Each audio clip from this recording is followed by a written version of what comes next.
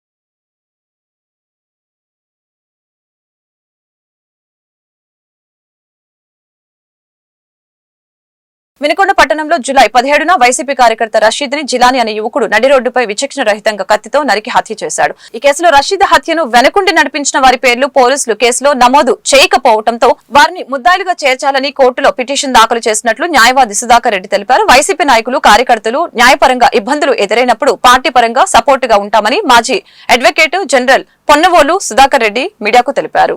ఇక్కడ అతి దారుణంగా చంపేసిన తర్వాత చంపేయబడిన తర్వాత గౌరవనీయులు మాజీ ముఖ్యమంత్రి వర్యులు జగన్మోహన్ రెడ్డి గారు వచ్చి వైఎస్ఆర్సీపీ పార్టీ కార్యకర్తకి ఈ విధమైన దారుణం జరిగిందని వారు వచ్చి వాళ్ళ కుటుంబాన్ని పరామర్శించడం జరిగింది. అది అందరికీ తెలిసిన విషయం. వాళ్ళు ముఖ్యంగా కుటుంబ సభ్యులు కానీ న్యాయపరంగా కానీ మీరేమన్నా చిక్కులు ఉండి సరైన పందాలో కేసు నడవకపోతే ఆ కేసు న్యాయపరంగా ఏ విధంగా చేయాలో ఆ విధంగా నేను చేయిస్తానని ఒక మాట జగన్మోహన్ రెడ్డి గారు ఆ కుటుంబానికి ఇవ్వడం జరిగింది. ఆ మాట ప్రకారం ఆ పని ఇది న్యాయపరంగా దీన్ని కేసు నడపాలనే ఉద్దేశంతో ఆ పని నాకు జగన్మోహన్ రెడ్డి గారు అప్పగించడం జరిగింది.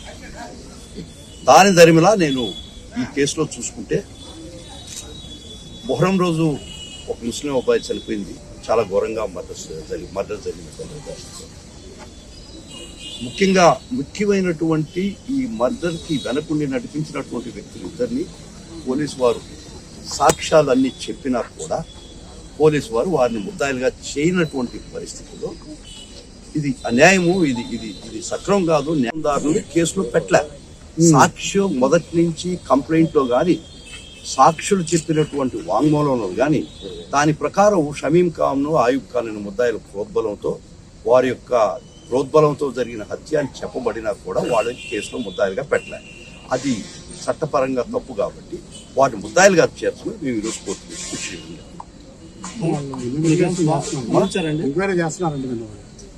ఇస్తే మంచిదే. దానికి మనం వేసిన తర్వాత ముందు పెట్టాలి. పోలీసు వారు న్యాయం చేస్తే దానికి తప్పు మాటలే కదా. పోలీసు వారు తప్పు చేశారు ఇప్పుడు దాకా ఆ ఉద్దేశంతో మేము ఎంటర్ కావాల్సి వచ్చింది. వైఎస్ఆర్ కాంగ్రెస్ పార్టీ తరఫున జగన్మోహన్ రెడ్డి గారు మాకు ఇచ్చిన ఒక ఆదేశం, ఏ కార్యకర్తకి ఇబ్బంది జరిగినా పార్టీ విలువైన కాలాన్ని వెచ్చించి వినుకొండ ముఫ్సల్ కోర్టు కోసం వచ్చి బాధితుల తరఫున నిలబడి మాట్లాడటం అనేది ఇది నిజంగా పొన్నవోలు సుధాకర్ రెడ్డి గారి నిబద్ధతకి జగన్మోహన్ రెడ్డి గారి నిబద్ధత కూడా ఒక పెద్ద తార్కాణం. అయ్యా జగనన్న మాట అదే అది కాదు. జగన్మోహన్ రెడ్డి గారి వారి ఆదేశాల మేరకు ఇక్కడికి వచ్చారు న్యాయ సహాయం అందించడానికి. ఇవాళ ధనంతోటో అధికార దాహంతోటో వాళ్ళు ఇష్టారాజ్యంగా కొనసాగిస్తూ ఉన్నారు ఒక వర్గం, తెలుగుదేశం పార్టీ వారు. కానీ అవన్నీ మీకు చల్లవు. పేదవాడి కోసం నిలబడతాం అని చెప్పి ఇవాళ ఎన్ని పనులున్నా సరే ఇక్కడికి వచ్చారు. వాస్తవానికి డబ్బులతోటైతే పొన్నవోలు సుధాకర్ రెడ్డి గారిని మనం ఎవరం కొనలేం. కేవలం ఆ హత్యను చూసి చెలించిపోయారు. జగన్మోహన్ రెడ్డి గారు చెలించిపోయారు. 30 కోట్ల మంది దాదాపుగా చూసి వాళ్ళందరూ చెలించిపోయారు. ఆ చెలించిపోయిన గుండెలో ఒక గుండె రషీద్ దాంట్లో జరిగినటువంటి ఎవరైతే ముద్దాయిలు ఉన్నారో వాళ్ళందరికీ శిక్ష పడాలని కోరుకుని మన వినుకొండకు వచ్చి వాళ్ళ వినుకొండ కోర్టులో వాదించింది. ఇది చాలా సంతోషం మాకు. ఎందుకంటే ఎవరైనా సరే చట్టం నుంచి తప్పించుకోకూడదు. ఇందాక కూడా సార్ అదే చెప్పారు, లోపల గవర్నమెంట్లో వస్తుంటాయి వెళ్తూ ఉంటాయి, కానీ వ్యవస్థ గట్టిగా ఉండాలి, సిస్టమ్ గట్టిగా ఉండాలని చెప్తా ఉన్నారు. ఇవాళ ఇక్కడ కూడా మేము పోలీసు వారికి కూడా అదే చెప్తా ఉన్నాం. గవర్నమెంట్లో వస్తూ ఉంటాయి వెళ్తూ ఉంటాయి, కానీ ఒక సిస్టమ్ ప్రకారమే వెళ్ళండి.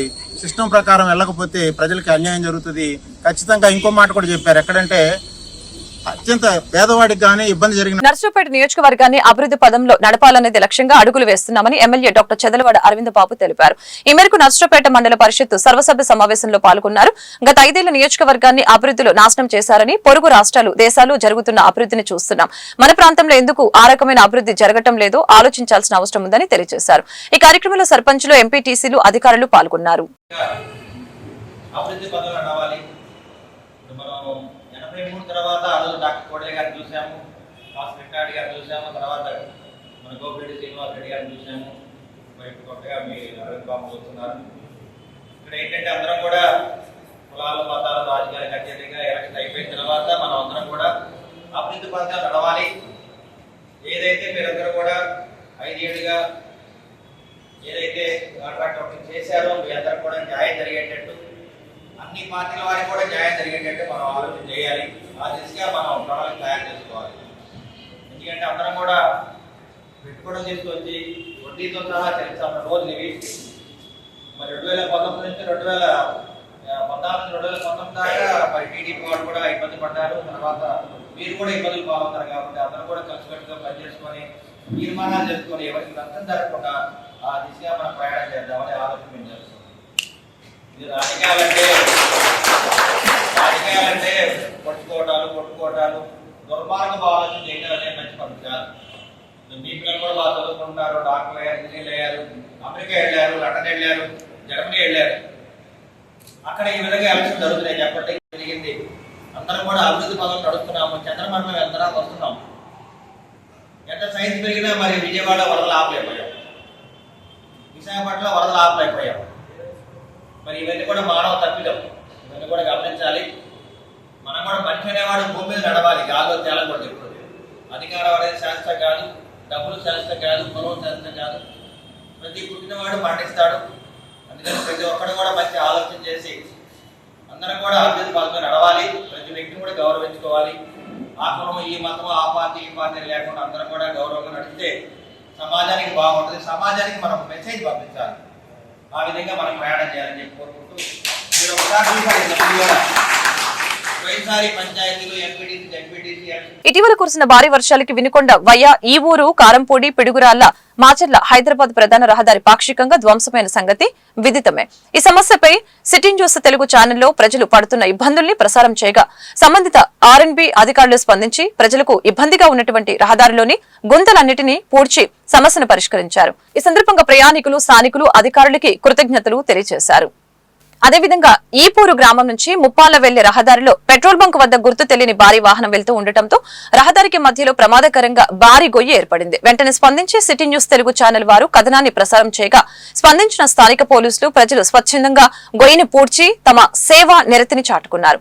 స్థానికులు సిటీ న్యూస్ తెలుగు ఛానల్ వారికి కృతజ్ఞతలు తెలిపారు.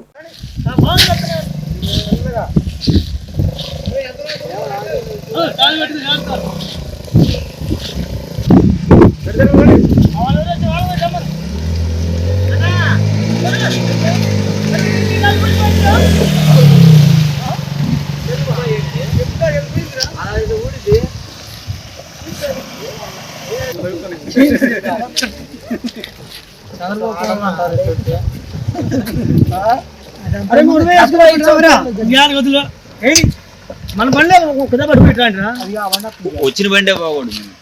బండి ఏముంది మూడు మడిచి మాట్లాడండి.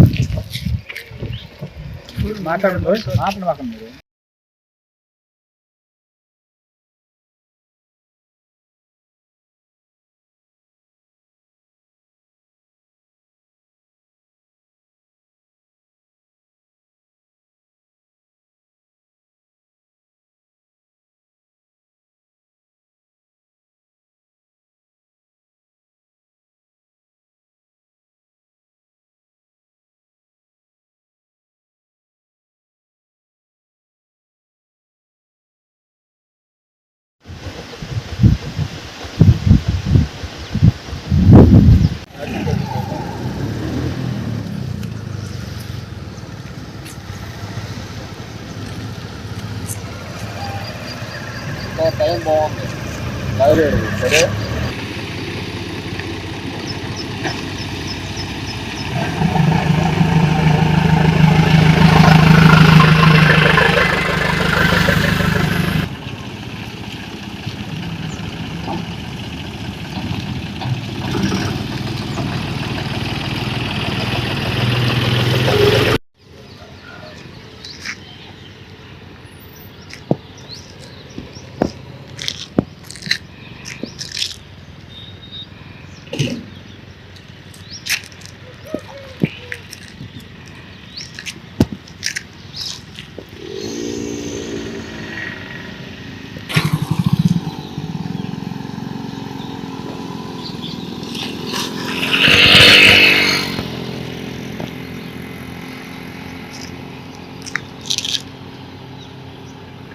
పల్నాడు జిల్లా కారంపూడి పట్టణ శివార్లోని శ్రీచక్ర సిమెంట్ ఫ్యాక్టరీ సమీపంలోని మంత్రాలమ్మ గుడి వద్ద గల నాగులేరు బ్రిడ్జిపై ఎక్కువగా గుంతలేర్పడి వాహనదారులు తీవ్ర ఇబ్బందులు ఎదుర్కొంటూ ఉన్నారు. రోడ్డు ప్రమాదాలు జరుగుతున్నాయి. ఈ విషయాన్ని గమనించిన శ్రీచక్ర సిమెంట్ ఫ్యాక్టరీ యాజమాన్యం నాగులేరు బ్రిడ్జిపై ఏర్పడిన గుంతలకి గత 2 రోజులుగా మరమ్మతులు నిర్వహిస్తూ ఉన్నారు.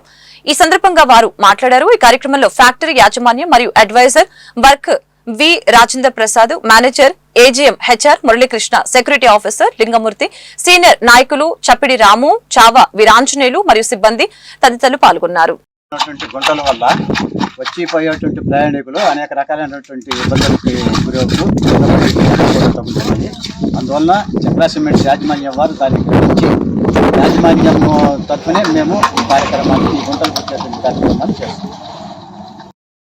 గుంటల వల్ల వచ్చిపోయేటువంటి ప్రయాణికులు అనేక రకాలైనటువంటి ఇబ్బందులకి గురవుతూ అందువల్ల చక్ర సిమెంట్స్ యాజమాన్యం వారు దాన్ని గురించి యాజమాన్యం తరఫునే మేము ఈ కార్యక్రమాన్ని ఈ గుంటలు పెట్టేటువంటి కార్యక్రమాన్ని చేస్తున్నాం. మాచల మండలం విజయపురి సౌత్లోని ప్రభుత్వ ఉన్నత పాఠశాలలో ఎస్ఎంసీ చైర్మన్ పాతలావత్ రామచంద్ర నాయక్ ఆధ్వర్యంలో బుధవారం జంగిల్ క్లియరెన్స్ పనులు చేపట్టారు. పాఠశాలలోని విద్యార్థుల ఆట స్థలంలో ముళ్ల చెట్లు, పిచ్చి మొక్కలు విపరీతంగా పెరగడంతో గ్రౌండ్ గత కొంతకాలంగా నిరుపయోగంగా మారింది. ఇటీవల స్కూల్ కమిటీ చైర్మన్ గా ఎన్నికైన రామచంద్ర నాయక్ సొంత నిధులు వెచ్చించి పాఠశాల ఆట స్థలంలో జంగిల్ క్లియరెన్స్ పనులు చేపట్టారు. ఈ కార్యక్రమంలో కట్టారాజు, పిఈటి రషీదు పాల్గొన్నారు.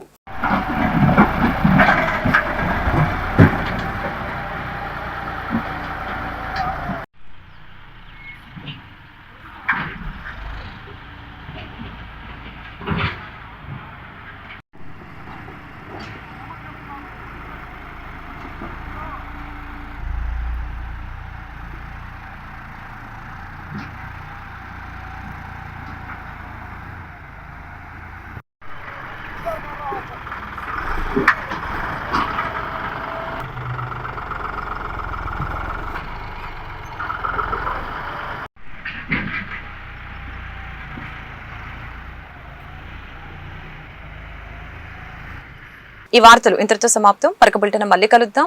నమస్కారం.